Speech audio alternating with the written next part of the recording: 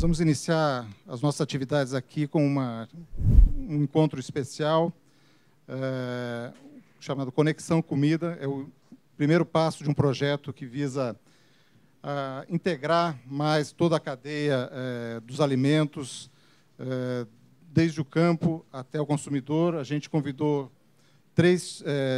na verdade, 2 chefes e uma barista para dialogar com o ministro Blairo Maggi nesse projeto. E é o início de um projeto que a gente pretende estender, usando os chefes como, usando no bom sentido, mas a gente entende que os chefes são os ouvidos do consumidor e podem expressar isso. Vocês trazem as tendências para a agricultura, do que o consumidor quer para a agricultura, e a agricultura pode responder nesse sentido.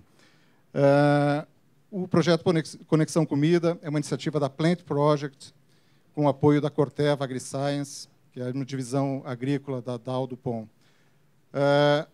O Ministério da Agricultura também nos apoia, e o Global Agribusiness Forum, a gente agradece por nos permitir fazer esse evento aqui. Eu queria convidar para moderar o evento o Ibiapaba Neto, jornalista, diretor da Citrus BR. Obrigado, Ibiapaba. Mas já vou aproveitar e apresentar quem está conosco aqui. Isabela Raposeiras, ela é uma das principais baristas do Brasil, ela é proprietária do Coffee Lab, aqui de São Paulo. Tem uma grande experiência, acho que ela vai poder nos contar aí um pouquinho da experiência dela como barista. Difícil, a Lígia Karazawa. Acertei, Lígia? A Lígia é chefe do restaurante Brassi, do Italy. Ela trabalha muito com grelhados, com carnes, mas tem uma experiência internacional muito grande, também vai poder nos contar. E o Carlos Ribeiro, do restaurante Na Cozinha. Ele é conhecido como professor aí pelo pessoal do meio, um estudioso da gastronomia, também com uma grande experiência nacional e internacional, paraibano, né, Carlos? E o ministro Blairo Maggi, ministro da Agricultura, que todos conhecem, acho que dispensa apresentação. Então, Ibiapaba, por favor, toca o barco. Obrigado. Obrigado, gente. Bom dia, é um prazer estar aqui com vocês. Então, como o Luciano falou, a ideia aqui é a gente iniciar um diálogo entre quem cuida da comida, né, que é o Ministério da Agricultura e Abastecimento, né, ministro? Acho que essa é uma figura que às vezes acaba ficando um pouco em segundo plano sobre o Ministério, que ele não cuida apenas só da agricultura brasileira, mas ele é a figura institucional do governo que cuida do abastecimento da população. Bem, aqui no nosso programa, a gente vai abrir aqui para o ministro, vai apresentar 2 slides, né, ministro? Confere isso? Tem 2 slides? Então, tá bom.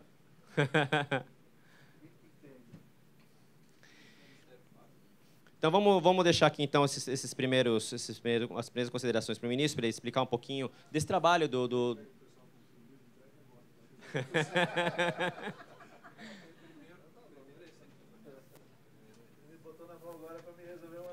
Tá vendo?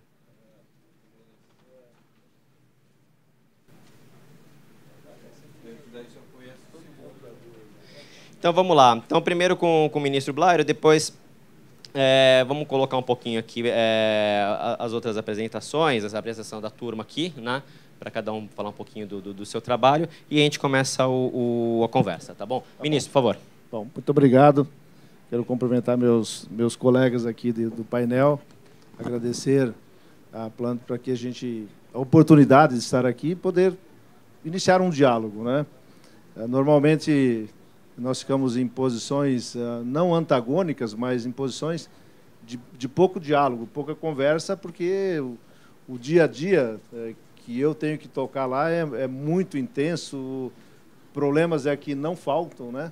Eu brinco com o meu pessoal que eu estou há 2 anos e qualquer coisa no Ministério, e meu pacote de velas está acabando, né? De tanta confusão que tem e tantas coisas que a gente tem que procurar resolver. Então, também os problemas que a gente tem, as prioridades que nós temos no Ministério, elas, além daquelas prioridades que a gente tem, um programa para executar e para tocar, que foi formulado ao longo do tempo e que vem de muito tempo, e as outras coisas que são as emergências que nós estamos, as prioridades que o Ministério tem e que os técnicos do Ministério acabam assumindo, e eu como ministro também, são aquelas pautas que estão na mesa no dia a dia, né? Que chegam à sua frente e que, naquele momento, você tem que resolver isso, tentar resolver para desobstruir aí algumas coisas que tem. E ela vem de todas as ordens e de todas as naturezas, né? E que, obviamente, acaba, para quem está na cozinha, de uma maneira ou outra, vai impactar, né? Vocês são especialistas nessa área. Eu gosto de cozinhar também, sei fazer muito pouca coisa, mas sei fazer algumas coisas, gosto muito de ir para frente de uma churrasqueira também. Então, quer dizer, os produtos que chegam na mesa, que vocês vão usar, todo mundo sempre quer produtos de boa qualidade, que seja bem apresentável, e tudo isso acaba trazendo vantagens e desvantagens para a gente, né, como o Ministério da Agricultura. Como foi falado, nós somos um Ministério de Abastecimento também. Então, uma das coisas que nós sofremos críticas direto, né, quando a gente ouve e fala assim, mas no Brasil você perde 10% da comida, você perde 15%, tem números e tem lendas urbanas para todas as áreas, né? E aí todo mundo mistura todo tipo de agricultura e pensa que das 300 milhões, 200 e poucos milhões de toneladas que a gente faz de grãos, a gente perde 10%. Não funciona assim, né? Na área de grãos, por exemplo, é todo um processo compartilhado. Ao embarcar numa fazenda um caminhão de soja para o porto, ou de milho, ou de algodão, se alguém perder além de 0,75, que é o limite de perda de carga, o motorista ou a transportadora tem que pagar. Quer dizer, então, todo mundo está cuidando muito desses processos e a gente, nessa área, não perde, né? A gente não perde mesmo. Aí, quando a gente vai para a área de alimentos, frutos e hortigranjeiros, né, nos CEASAs, aí as perdas são bastante grandes, né? Mas as perdas são grandes por quê? Porque o produto não é de boa qualidade, é que o consumidor, e você como consumidor, você quer ir lá nessa área e comprar o melhor, o mais apresentável. Muitas vezes, uma manchinha, uma coisa a gente acaba não levando. Eu, como consumidor, também sou exigente. Acabo não levando. Chega no final do dia, começa a sobrar lá algumas milhares de toneladas de comida no Brasil inteiro, né?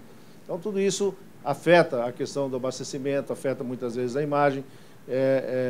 Em relação à apresentação de produtos, quando nós somos exportadores, nós temos uma exigência bastante grande para que esse produto saia, tem uma exigência muito grande do importador, e quando importamos também é válida essa observação. Então, sempre nos mercados internacionais, você acaba tendo produtos de uma melhor apresentação, porque é a exigência dos próprios mercados. Então, tudo isso afeta, de certa maneira, o dia a dia que nós temos na comida.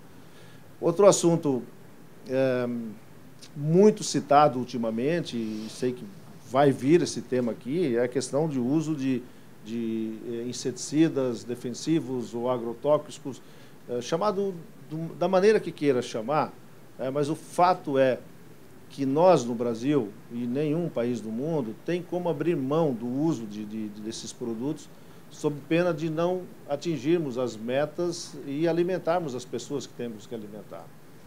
É claro que as regras e as normas que nós temos, elas são regras também bastante duras.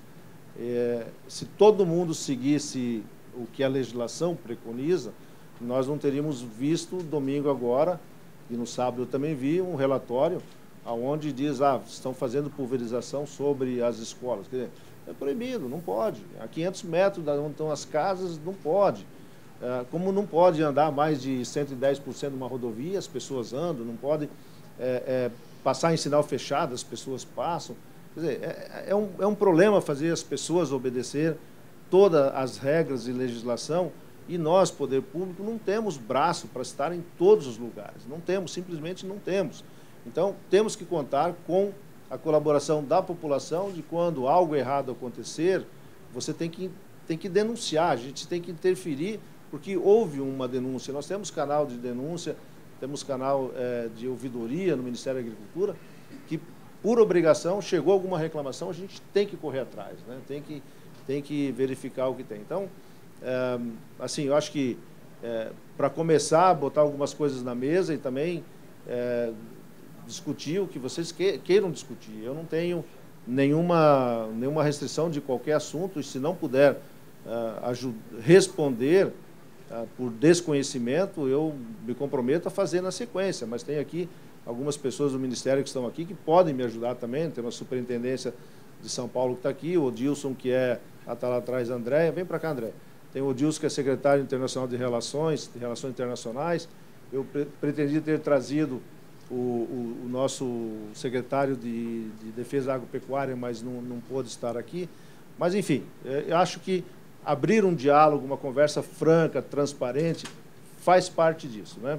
E eu tenho certeza que, no momento em que nós tivermos uma atuação mais em conjunto de compreensão, ou até das críticas que tem que fazer, e a gente puder melhorar, a gente vai melhorar a imagem da agricultura, do agricultor, em relação aos produtos que se consomem. É claro que todos nós, eu sou agricultor, eu adoraria não ter que usar inseticida, herbicida nas minhas lavouras, nas lavouras que a gente faz. Adoraria. Primeiro, porque é caro, né? Segundo, a legislação para aplicação disso é muito, muito grande. Nós temos uma atuação do Ministério Público do Trabalho muito forte nessas áreas. Então, qualquer descuido, o não uso de um EPI pode significar multas muito grandes.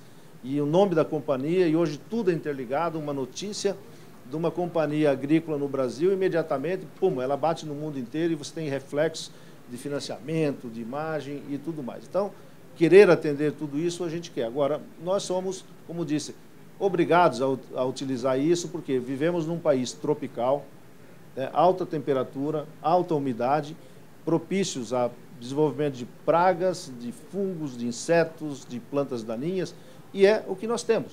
Diferente da atuação de um país com clima mais temperado, onde você não tem tanta pressão desse tipo de coisa. Só para ilustrar, o Brasil é o maior consumidor de fungicidas para preservação ou prevenção de um fungo que ataca a soja, e se esse fungo não for combatido, nós não produzimos, não temos como produzir. E esse fungo, que é ferrugem asiática, ele não se estabeleceu na América do Norte, ele não se estabeleceu no Canadá, muito pouco na Argentina, no sul do Brasil, porque a temperatura lá é mais baixa e acaba, então, você não tendo a necessidade de utilizar isso. Mas nós, no centro-oeste do Brasil, se não fizermos isso, não colhemos. Não produz, né? Não produz. Então, são esses aspectos que queria deixar. Claro, nós temos uma atividade de pequenos agricultores que fazem produtos orgânicos. O Ministério da Agricultura tem todo um procedimento de certificação disso, né? Inclusive outros países já levaram e querem levar essa tecnologia. E também, por último, para produtores menores, há um incentivo do governo para fazer agricultura protegida, né? Dentro não diria estufas, mas fechada, onde você não tem a presença dos insetos e, portanto, você não tem a obrigação, não tem nem a necessidade da aplicação desse insumo. Muito bom, ministro, obrigado.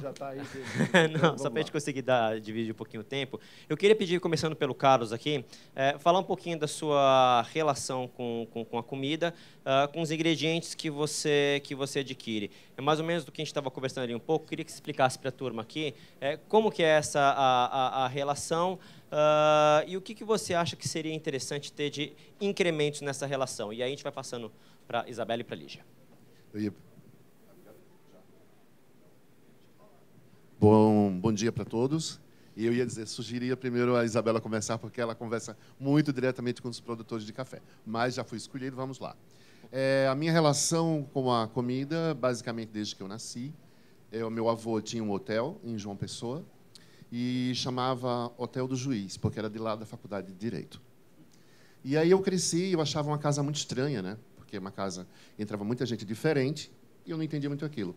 Já minha outra avó fazia bolo numa confeitaria. Então, assim, eu estudei comunicação, mas acabei voltando para a cozinha logo na sequência.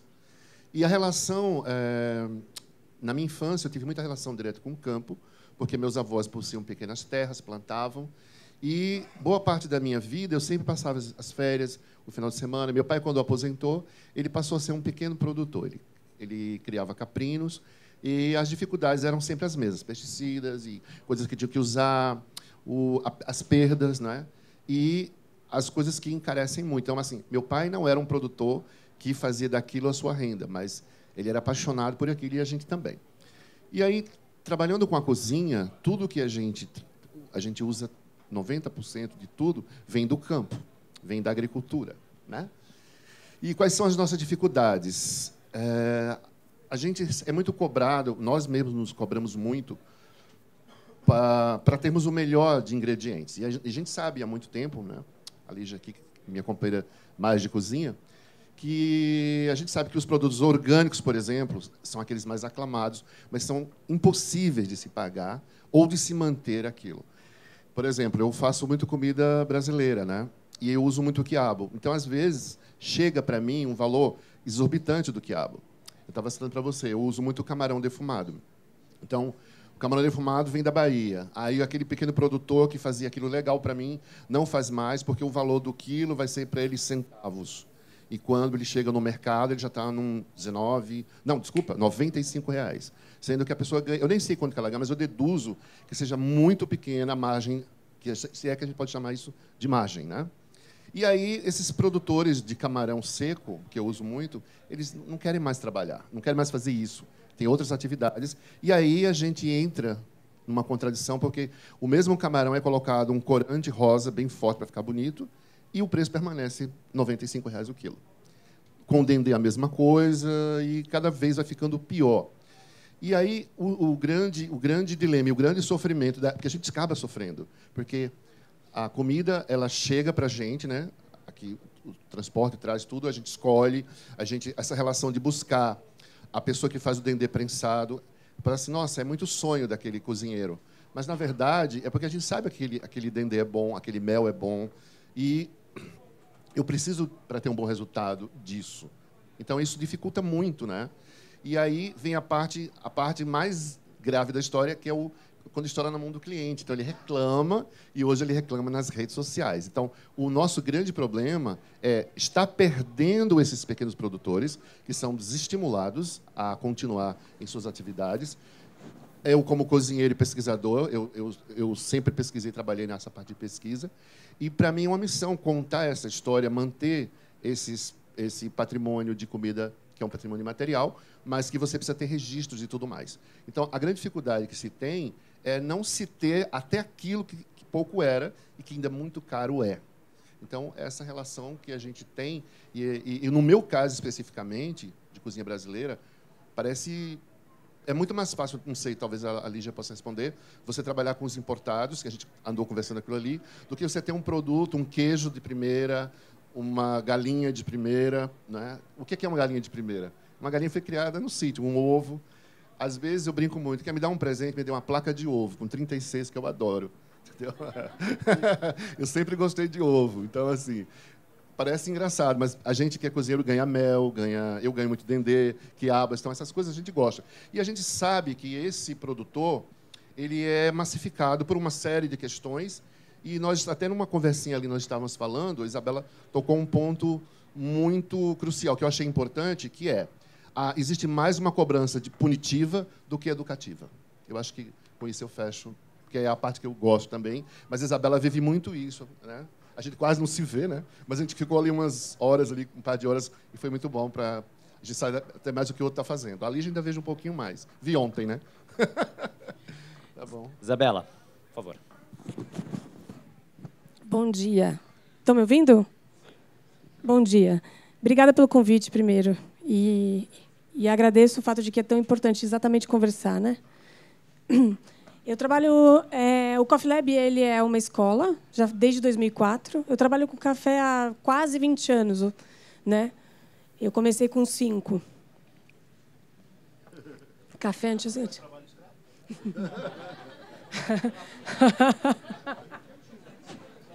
Você viu?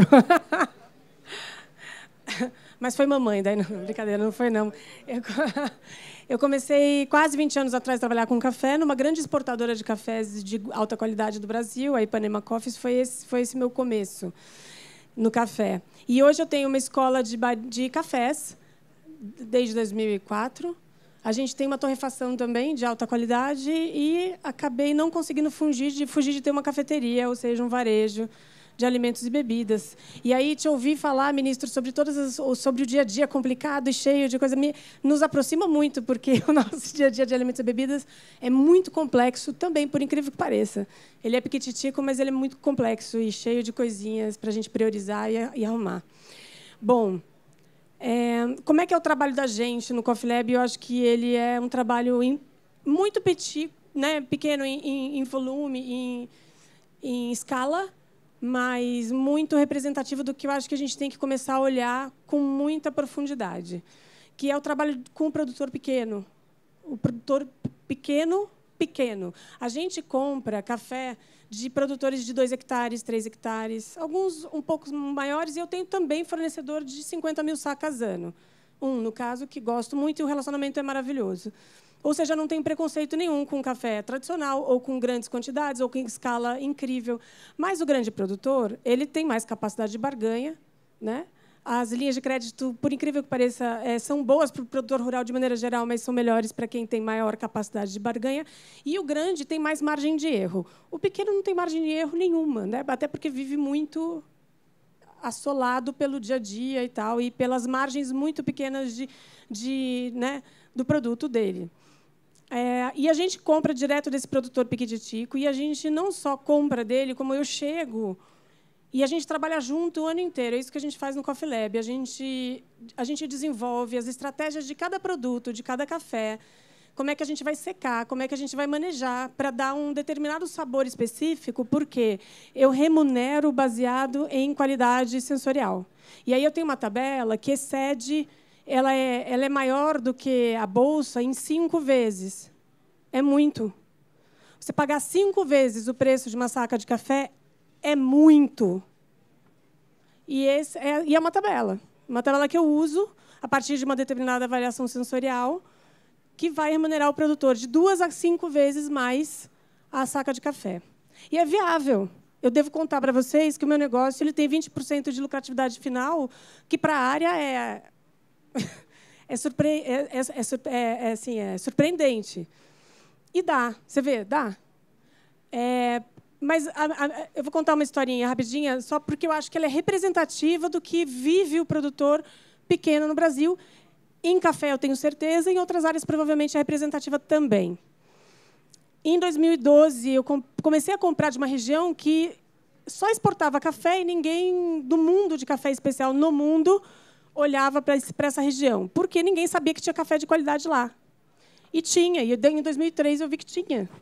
E cheguei lá e consegui uma amostra de café, comprei um lote. Comprei um lote de um trader, né? Que eu geralmente não faço isso, mas eu queria tanto café daquela região que eu falei, não, me dá esse café, que eu vou conhecer esse produtor agora. Fui conhecer esse produtor agora. Cheguei na propriedade dele, ele colhia café descalço, porque lá é muito íngreme, não tem como maquinar, o que faz com que o custo da saca fique quase equivalente ao que ele atualmente recebe por saca. Porque material humano custa, né, gente? Só que ele era remunerado assim como os mecanizados são. Então, tem alguma coisa esquisita aí.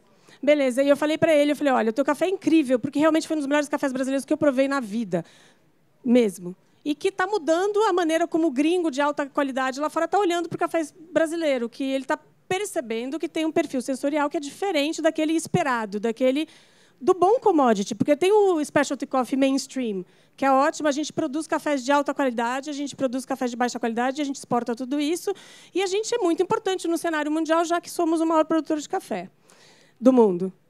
E o consumidor não sabe disso. O consumidor não sabe disso. Não sabe. Mas essa é uma outra questão. Aí eu cheguei lá e eu falei, bom, então eu vou o seguinte, eu vou pagar o teu café 1.200. Não, mas eu não vou mais produzir café, eu vou cortar o café esse ano e vou plantar eucalipto. Eu falei, você não vai fazer isso. Você, pelo amor de Deus, não vai fazer isso. Você não me conhece, a gente está se conhecendo agora, a gente vai num cartório agora, a gente vai fazer um contrato, e o que quer que aconteça com o teu café, se ele fermentar negativamente, porque o café fermenta com muita facilidade, e aí eu não vou poder usar esse café porque ele vai ter um sabor que eu não posso usar, porque já que eu trabalho com qualidade, eu me responsabilizo por esse risco e você vai produzir café, eu vou te pagar R$ 1.200 a saca, no próximo ano ele tinha recebido 350 do trader. E ele olhou para mim como se fosse uma louca. Enfim, começamos a relação. Este produtor e mais um desta região, exatamente dessa maneira. A gente começou essa relação e fomos desenvolvendo. Eu tive que voltar lá, que é longe, não é tão pertinho aqui, é na Serra do Espírito Santo. Eu tive que voltar lá 5 vezes naquele ano para ele confiar em mim, porque as pessoas diziam para ele, isso não existe, ninguém vai pagar esse preço. Então, né, então você é louco, pelo amor de Deus, não faça isso. Plante eucalipto. Mas ele conseguia. Bom, o filho dele, que queria ser policial, e batalhamos para ele desistir de ser policial. Não que seja ruim ser policial, mas eu, honestamente, talvez porque seja parcial a minha opinião sobre isso, eu acho muito mais legal trabalhar com café especial para ele. E eu preciso de gente que trabalhe como eles com café especial, porque eu sou compradora de café de alta qualidade. Se eu não tiver ele, eu não tenho matéria-prima. Então, eu preciso remunerar esse cara bem, porque eu quero ele trabalhando. E eu quero o filho dele apaixonado por isso. E, hoje em dia, o Leide Omar, aquele que queria ser policial, ele ama café. Ele trabalha na lavoura. É ele, a mãe e o pai que colhem café. Eles não têm como contratar uma mão de obra para colher, porque a propriedade é muito pequena. Né? Eu compro, nesse caso, todo o café dele de qualidade todo ano, porque é pouco. E assim vai, eu tenho várias relações assim. Então, é muito importante, a gente é muito íntima essa relação no Coffee Lab. E uma das coisas que mais nos motiva no Coffee Lab é contar para o consumidor que isso existe. Porque, contando para o consumidor que isso existe, eu consigo cobrar R$ 14 uma xícara de café.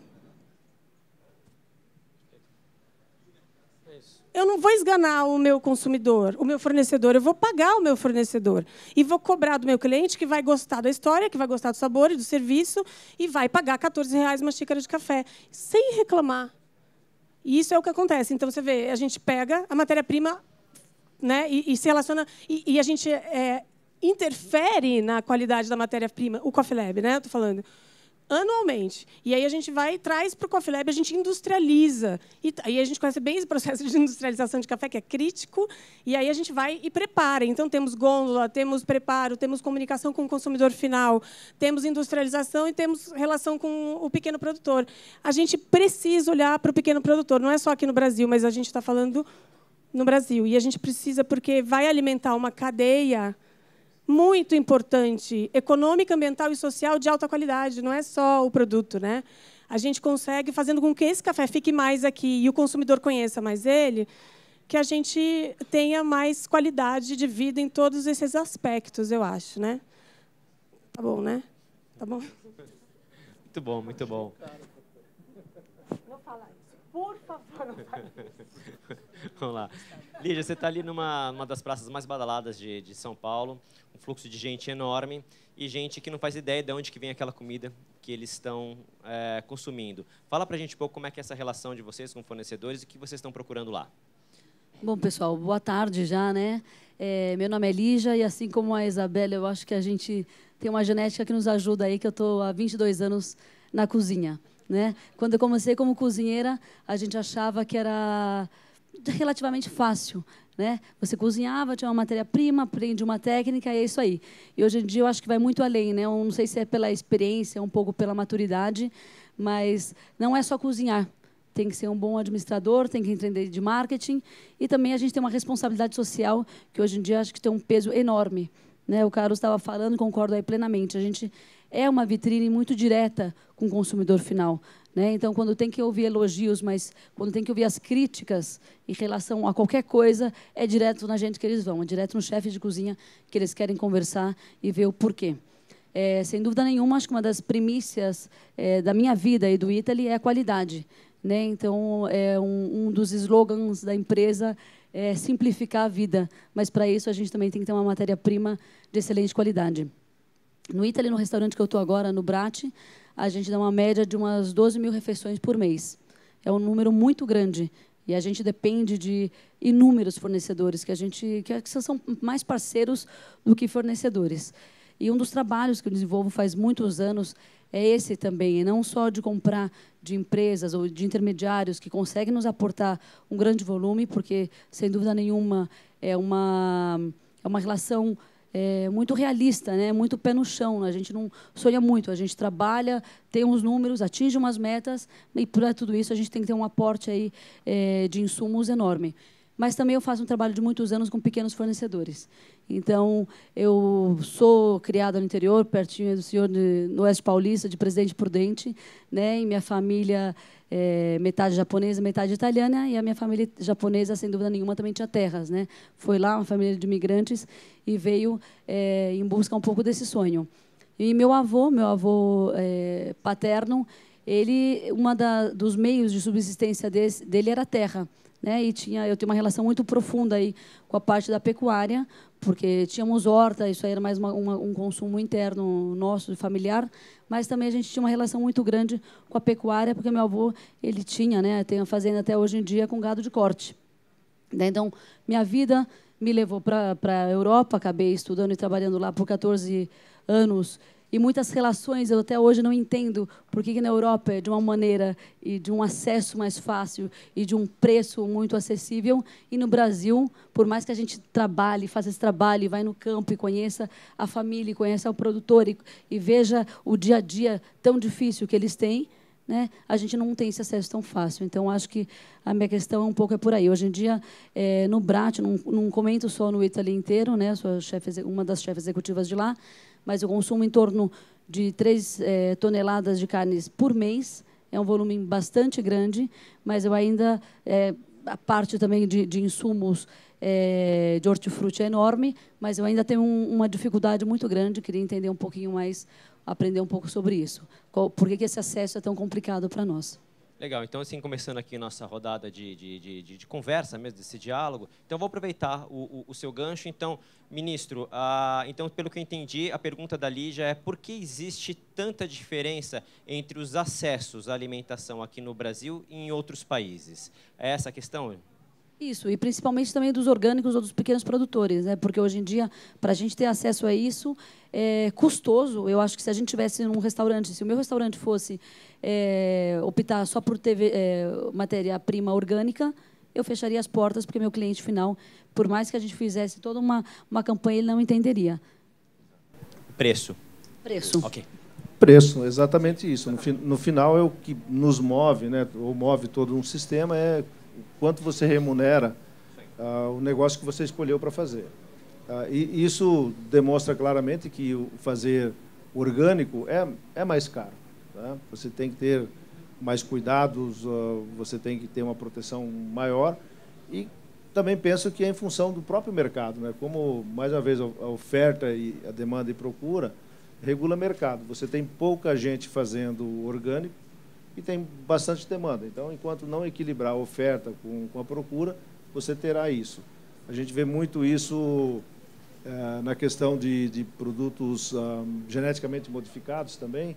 O mundo tem algumas pessoas que preferem consumir não geneticamente modificados. Hoje eles pagam bem mais caro do que o consumo tradicional de frangos ou suínos abastecidos com soja ou milho geneticamente modificado. Então, tem todo um processo que, para mim, só vai regular o dia em que tiver mais oferta, né? E essa oferta está baseada no custo de ele fazer ou na preocupação até de ele perder, porque se ele não está usando produtos defensivos agrícolas, ele tem que estar usando fisiológicos ou algumas outras coisas, usando fungos desenvolvidos para esse tipo de fim. Enfim, realmente, no final, é a remuneração de cada um, né? Não vejo como uma política de governo possa modificar isso. Aproveitando aqui uma das colocações que foi dita, os pequenos agricultores no Brasil, eles têm um acesso a crédito muito mais baratos e facilitados do que têm os produtores médios e grandes, né? O Brasil é um dos poucos países, inclusive, que a agricultura familiar ela é tratada num outro lugar que não no Ministério da Agricultura. Eu penso que deveria ser todo mundo junto. Afinal de contas, nós não escolhemos um ovo pela manhã para comer que venha de uma granja, de um pequeno produtor, ou que venha numa granja que faz 9 milhões de ovos por dia, por exemplo. A gente não tem essa opção de escolher. Então, a única coisa que o governo pode fazer, e faz efetivamente, é um crédito diferenciado para esse pequeno produtor, porque como ele produz pouco, se ele tiver que pagar os encargos que os grandes pagam, ele não sobrevive, né? Porque os grandes sobrevivem porque ganhando menos por cada produto que ele produz, mas ele multiplica isso por milhares que ele faz, ele acaba ficando no mercado, né? Isabela, a gente conversava há pouco de uma questão parecida com essa. O que você gostaria de perguntar para o ministro nesse sentido? Sim, sem dúvida, o produtor tem acesso a créditos melhores em alguns aspectos. Ele não tem tanta informação sobre isso, falta um pouco de informação chegar com mais eficácia, talvez, para eles. Mas determinadas alíquotas de imposto, estou falando, eu só posso falar de café, que é o que eu sei e convivo diariamente. Determinadas alíquotas, por exemplo, se o cara vende para a cooperativa e esse café vai ser exportado, ele não tem que pagar determinados impostos. E se eu não pagasse tanto a mais para ele, ele preferiria vender para a cooperativa do que para mim, porque ele teria que pagar impostos que, para a exportação, ele não vai ter que pagar, certo? Só fazendo aqui um parênteses, aqui, para quem não está acostumado, exportação ela é livre de ICMS, PIS e COFINS, né? São tributos isentos na exportação. Me permite, e também as cooperativas são incentivadas. Verdade. As cooperativas não pagam uma série de impostos que você, na iniciativa normal, vai ter que pagar. Tá? Então, aí é um problema. O governo, a sociedade quer incentivar cooperativas, por quê? Porque é a união de pequenos produtores que possam criar um grande volume e virar grande. Aí ele dá um incentivo para não pagamento de ICMS, algumas outras coisas, que acaba vindo contrário a uma iniciativa privada igual à sua, né? Que é pequena e que quer fazer por um caminho, mas você vai enfrentar o pequeno produtor vindo de lá para cá numa cooperativa. Sim. Infelizmente, eu devo admitir, assim, no meu dia a dia, que as cooperativas não estão fazendo um bom trabalho nesse sentido de... E não é por culpa delas, é toda uma história que se constrói e que está mudando no mundo no café especial. Porque qual é a alternativa que o pequeno produtor tem? É a qualidade, porque ele tem mais chance de fazê-la e, por isso, vender o café. Mas as cooperativas não sabem nem o canal de venda direito. As cooperativas precisam ser, inclusive, instruídas em como vender o café melhor. É uma trading, exatamente. Obrigada. Eu não queria dizer isso, mas ufa. Então, há alguma possibilidade desse... Porque o mesmo cara que produz 50 mil sacas e me vende café, ele paga as mesmas alíquotas de ICMS, COFINS e PIS que esse pequeno. E porque ele me vende, ele topa. Muito reclamando. E, no começo, inclusive, primeiro ano, eu tive que pagar o dele e o meu, né? Porque eu também pago. Aí, paguei o dele e o meu, porque eles não estavam acostumados. Então, eu tinha que ficar... E avisei, olha, próximo ano a gente meia. E aí, a partir de não sei quanto, aí você dá conta dele, porque eu tenho o meu também para pagar. Então, foi tudo negociação. Né? Eu poderia incluir no preço, eu poderia pagar o imposto dele, mas eu preciso que ele saiba que ele também tem que pagar esse imposto. Então, existe alguma alternativa desse cara pequenininho aqui dentro do país pagar menos, alíquotas inferiores? Existe alguma coisa nesse sentido? Não existe. Alguma iniciativa falando tipo assim num simples agrícola, alguma coisa nesse sentido, mas não evoluiu, não. Existe espaço, ministro, dentro do Ministério da Agricultura para tomar uma bandeira dessa? Oi? Existe espaço no Ministério da Agricultura, que tributo não é a pauta do Ministério da Agricultura, do Ministério da Fazenda, mas cabe ao Ministério da Agricultura, de repente, ser um guarda-chuva para uma discussão como essa, via câmaras setoriais ou alguma coisa assim? Todas as políticas que nascem no Ministério da Agricultura, elas vêm das câmaras setoriais, né? Nós temos lá, são várias câmaras e todos os setores estão lá representados. Eu até daria uma sugestão de ver em qual câmara vocês estão, se inserir nesse processo, porque é um comando direto mesmo, é a Câmara Setorial ligada ao gabinete do ministro que propõe políticas públicas ou que interfiram nos outros ministérios. Esse é o caminho. Esse é o caminho. Você falou lá de microempresa. Mas quando você faz microempresa, na agricultura tem uma diferença entre você ser PJ e você ser CPF, né? No PJ, você já vai entrar numa linha de imposto, PIS, COFINS, uma série de coisas, que lá na pessoa física você não tem. Então, tudo, assim, eu quero ir para lá, eu tenho um pedágio, né? Eu quero vir para cá, eu tenho um pedágio. Aí é uma questão de cada um tentar fazer a sua parte. Outra coisa, quando você vai para uma pequena empresa, a burocracia de uma PJ começa a ficar incomodando o agricultor. Pequeno, não tem. Aí eles não sabem nem emitir a própria nota. Só para vocês terem uma ideia, quem emite a nota deles é a cooperativa, né? Não é verdade no dia a dia. A minha experiência é a seguinte, no dia a dia com um produtor pequeníssimo, ele não sabe nem emitir a própria nota. Tanto que a cooperativa emite no talão do produtor e essa coisa toda, eu estou falando isso no café, ou a gente emite, a gente Coffee Lab, eu vou lá e a minha funcionária vai lá e escreve, tamanha é a dificuldade dessa burocracia. E eles, com certeza, pagam exatamente a mesma alíquota que o Tomio Fukuda, que tem 50 mil sacas, ano. Então, isso é uma realidade. Eu não sei direito do resto, mas essa é uma realidade. Eu tenho uma outra pergunta, rapidinho, posso? Por favor. Isso é uma pergunta mais geral. Café. Nós somos o maior produtor de café do mundo, responsáveis atualmente por 30%, mais ou menos, ano passado 29% e alguma coisa, da produção mundial. É muito. Já fomos maiores, mas é ainda assim muito. Por que não falamos mais sobre café para a população? Eu digo isso não só porque eu tenho interesse direto e comercial nisso, mas porque a gente alimentaria uma cadeia mais positiva de deixar a matéria-prima aqui, transformá-la em produto industrializado aqui, o que a gente sabe que melhora tudo. E crianças, adolescentes poderiam deixar de tomar mais refrigerante, tomar mais café, que é mais saudável, mais natural e uma série de coisas, e informar o povo brasileiro que a gente tem um produto saudável, que, inclusive, pesquisas científicas atestam isso recentemente, e estimular um gasto, inclusive, menor de dinheiro, né? Porque refrigerante custa mais que café, por melhor que ele seja. E assim vai. Isso é uma pergunta, sabe por quê? Na Copa não, nas Olimpíadas, na abertura das Olimpíadas, eles fizeram uma amostragem de produtos brasileiros, incluindo Gisele Bündchen, não é? Belíssima. E não tinha café. Eu fiquei tão chocada, eu juro que eu fiquei chocada. Também não tinha suco de laranja? Não. Nem suco de soja. Leite de soja. Mas é que café é uma coisa muito popular no mundo inteiro. E assim, a gente esperaria que a gente fosse o país do café, até mais do que o país do futebol. Gostamos muito do nosso futebol, mas por que não fazer uma campanha muito assim, e investir nisso que seria bom para todo mundo, assim, na minha opinião? Tá. Vale um pequeno comentário. Quando eu cheguei no Ministério, e a gente tem as câmaras setoriais, e nós abrimos para fazer um programa chamado Programa Agro Mais, que é de desburocratização.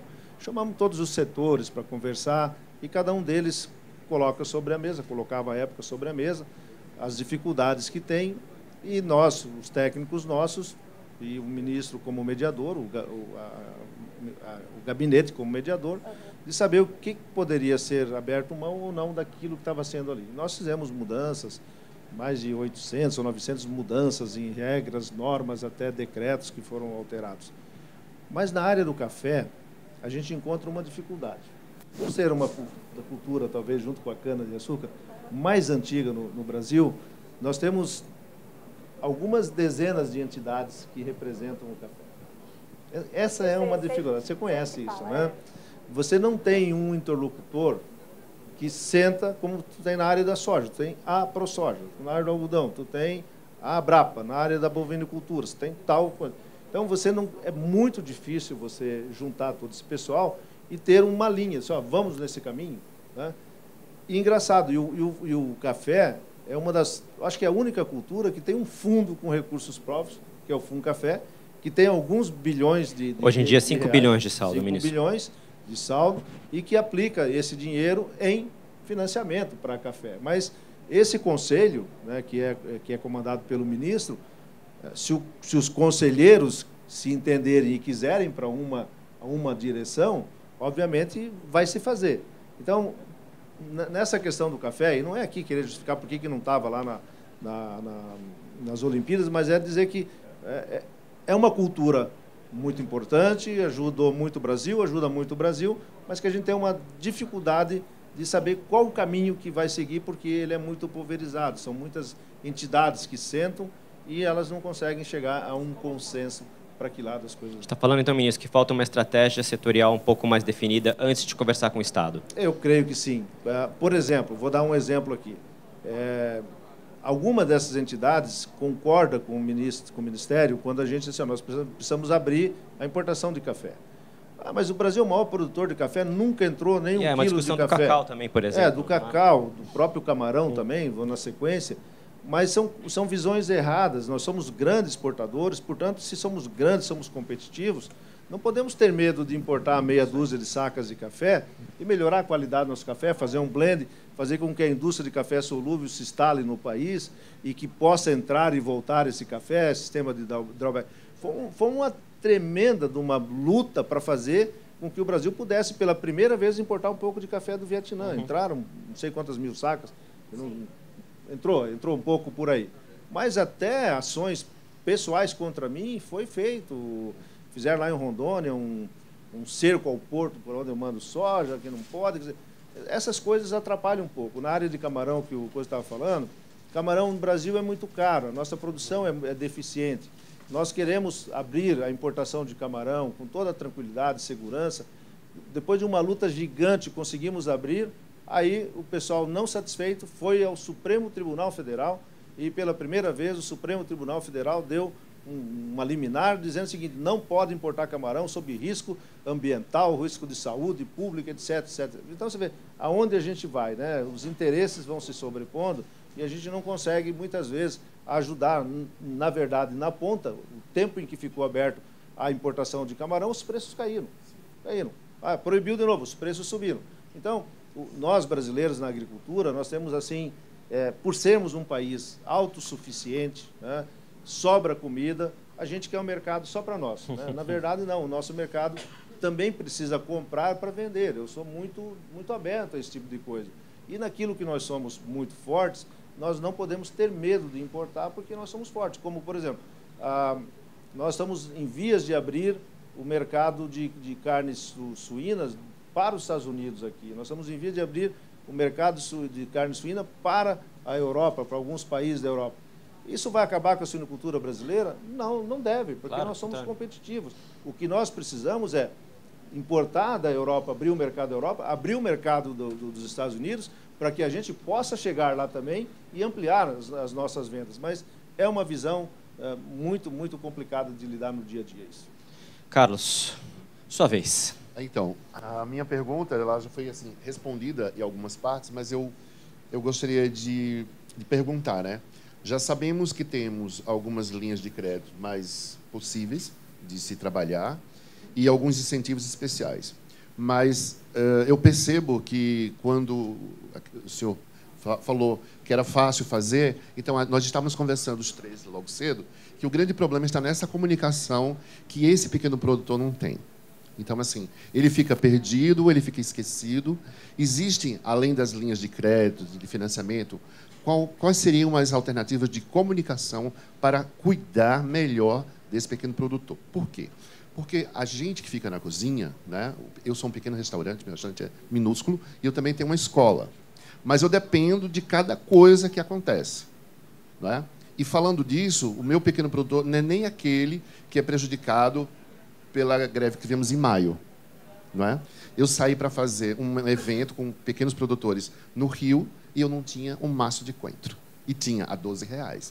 Quer dizer, o evento que custou para o órgão financiador, naquele que era um banco, 1,5 milhão, ultrapassou, foi muito mais. O pessoal perguntava, mas vai ter comida? Eu falava assim, a minha vai, porque eu trouxe a dendezeira, eu trouxe a pessoa do camarão, eu trabalho muito com essa parte da cozinha afrodescendente.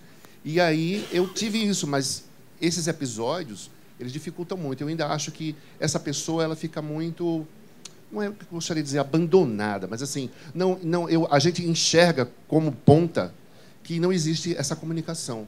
além da linha de crédito, e quando não chove ou quando seca, como é que se faz? Né? Então, a minha pergunta é que existe esse aparato para, não digo para proteger, mas para educar, né? Para fazer esse diálogo, para incentivar. O educar, né, é uma constância, né? E aí está muito mais ligado aos estados que fazem assistência técnica a esses pequenos produtores. Eu falei ali na abertura antes que meu pai, quando nós plantávamos no Paraná e éramos muito pequenos, ele não aceitava algumas sugestões, como por exemplo, botar curva de níveis no solo para não dar erosão. Ele só aderiu àquela tecnologia o dia que o banco falou para ele, não te financio mais, né? Aí ele sentiu no bolso e foi lá e fez o que era correto fazer para as questões ambientais. Então, os pequenos produtores precisam ser atingidos aí por uma estrutura de assistência técnica que nós, no Ministério da Agricultura, o governo, não tem. Isso é uma questão que os estados que são responsáveis de fazer. Uma prerrogativa dos estados, né? Prerrogativa dos estados. Com a falta de recursos que nós temos hoje na União, nós também paramos de passar recursos para as empresas estaduais que ajudavam elas a fazer isso. Então, nós temos um problema nessa área. Agora, como influenciar na política, mais uma vez, eu queria voltar na questão das câmaras setoriais. Porque o Ministério da Agricultura, e nós conseguimos fazer isso agora nesses últimos anos, é o seguinte: o Ministério da Agricultura, por alguns anos atrás, ele fazia política agrícola. Vamos mais por esse caminho, vamos incentivar mais isso, mais aquilo. Como houve muitas trocas de ministros nos últimos anos, a Fazenda e o Banco Central acabaram puxando para eles essa questão de fazer a política agrícola. É verdade. E quando eu cheguei, falei, não, eu não vou me sujeitar a isso. Quem tem que fazer a política agrícola é o Ministério da Agricultura. Com vocês eu tenho que discutir taxas de juros, né, e montantes de recursos. Aonde vai colocar, e se podemos não, nós temos essa prerrogativa da linha máxima de juros que tem que fazer a subvenção para o Banco Central e para a Fazenda, nós podemos escolher algumas linhas com juros extremamente mais baixos para incentivar. Então, mais uma vez, essa questão toda precisa ser construída lá nas câmaras setoriais, porque quando vamos fazer a política agrícola todos os anos, a gente começa a conversar com associações, com sindicatos, confederações, federações, agricultores e todo mundo põe uma opinião. Por exemplo, esse ano, quais foram, no meu ministério, quais foram as duas áreas que foram melhor aquinhoadas com juros mais baixos? A área de armazenamento para produtores até 3.000 toneladas, que significa um produtor do Centro-Oeste um pequeno ou médio, e também para as áreas de recuperação de baixo carbono, com juros de 5,25, plano ABC. Então, as câmaras setoriais podem, sim, ajudar a formular essas políticas agrícolas para o ano seguinte, quando vem. Então, mais ou menos é por aí. Embora, como eu disse, a pequena agricultura, o pequeno agricultor esteja amparado pelo crédito, não no meu ministério, mas lá no antigo MDA, mas as políticas podem ser construídas juntos. Muito bom. Gente, eu agradeço a presença de todos. Claro. Por favor.